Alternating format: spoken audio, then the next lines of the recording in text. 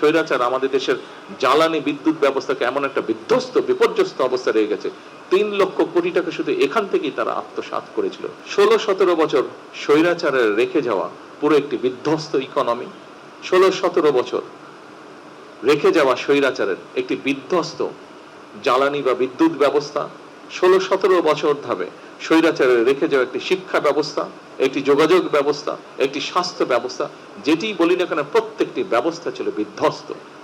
সরকার গঠন করার সাথে সাথে সরকার গঠন, এই যে আমার টেবিলেও অন্তত একজন দুইজন আছেন, মন্ত্রী পরিষদের সদস্য আছেন, ফাইন্যান্স মিনিস্টার আছেন এবং পরিকল্পনা আছেন। পরিকল্পনা মন্ত্রী যে আছেন এখানে, উনি সরাসরি আমাদের জোটের ভিতরে বা আমাদের যুগপৎ আন্দোলনের সাথে ওনারা ছিলেন। উনি ভালো বলতে পারবেন, হয়তো ফাইন্যান্স মিনিস্টার তার দলের কথাই বলবেন, কিন্তু পরিকল্পনা মন্ত্রী তিনি তো সরাসরি আমাদের দলে না, উনি যুগপৎ আন্দোলনের শরিক, আমাদের একজন, আমাদের সকল সহকর্মীর মধ্যে একজন, কিন্তু উনিও দেখছেন যে কি একটা বিধ্বস্ত অবস্থায় সরকার গঠন করতে হয়েছিল। এবং সাথে সাথে একটা দিন পরে সরকার শুরু হওয়ার একটা দিন পরে রোজা এসেছে। আপনারা নিশ্চয়ই দেখেছেন, আপনাদের মনে আছে বেশি দিন হয়নি রোজা হয়েছে। আলহামদুলিল্লাহ, আসার সাথে সাথে রোজাটা পাওয়ার পরেও আমরা বিভিন্ন রকম, একে তো সেই প্রশাসন ছিল, এক প্রশাসনের মধ্যে গুপ্ত বাহিনীর লোকজন ছিল, দুই প্রশাসনের মধ্যে তখনও স্বৈরাচারের লোকজন ছিল, এখনো আছে হয়তো বিভিন্ন জায়গায়।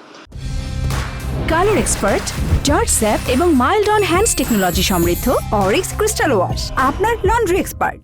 তারপরে আমরা বিভিন্ন রাত দিন পরিশ্রম করার মাধ্যমে আমরা চেষ্টা করেছি রোজাটাকে এমন একটা পর্যায়ে রাখতে যেখানে মোটামুটি ভাবে সারা দেশের মানুষকে একটি স্বস্তি দেওয়া যায়। 100% না হলেও আমি নিশ্চয়ই কেউ অস্বীকার করবে না, আলহামদুলিল্লাহ মোটামুটি ভাবে একদম নতুন একটি সরকারের জন্য যেভাবে আমরা ম্যানেজ করি, আলহামদুলিল্লাহ মানুষজনকে কিছুটা হলেও আমরা কমফোর্ট দিতে সক্ষম হয়েছি।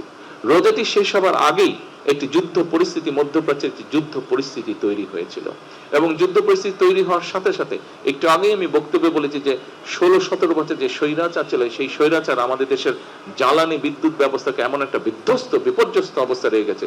৩ লক্ষ কোটি টাকা শুধু এখান থেকেই তারা আত্মসাৎ করেছিল। তাহলে বুঝেন একটি সেক্টর যেখান থেকে ৩ লক্ষ কোটি টাকার মতন আত্মসাৎ হয়, সেই সেক্টরটির কি অবস্থায় এসে দাঁড়াতে পারে।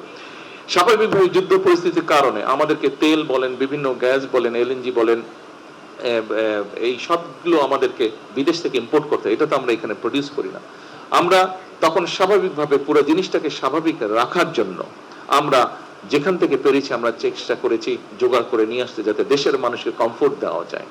একই সাথে স্বাভাবিকভাবে বাধ্য হয়ে আমাদেরকে অনেক সময় অনেক জায়গায় সেই পরিস্থিতিতে বেশি দামে ক্রয় করতে হচ্ছে, যার ফলে প্রায় ২.৫ বিলিয়ন না কচবে $2.5 বিলিয়ন আমাদের 3.46 মানে বিলিয়ন, শুধু তেলের জন্য $3.46 বিলিয়ন অতিরিক্ত ব্যয় হয়েছে, যেটা আমরা যদি এই পরিস্থিতি না হতো এই অর্থটা আমরা অনেক অন্য কাজে, দেশ গঠনের কাজে আমরা ব্যবহার করতে পারতাম, কিন্তু বাধ্য হয়ে এইটা আমাদেরকে করতে হয়েছে। স্বাভাবিকভাবেই অর্থনীতি যদি ঠিক না থাকে তাহলে সবকিছুর উপর একটি নেগেটিভ এফেক্ট পড়ে। আমরা চেষ্টা করছি এই জিনিসটাকে ঠিক করতে।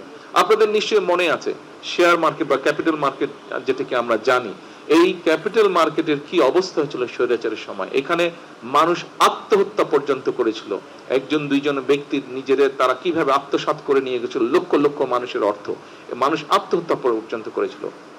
এই ক্যাপিটাল মার্কেট নতুন পলিসি নিয়ে নতুন সঠিক লোক নিয়োগের মাধ্যমে আপনারা এর মধ্যে পত্রপত্রিকায় দেখেছেন, পত্রপত্রিকা তাদের মতন করে নিউজ করছে, কিন্তু ধীরে ধীরে একটি অবস্থাটা আস্তে আস্তে আলহামদুলিল্লাহ ভালোর দিকে যাচ্ছে।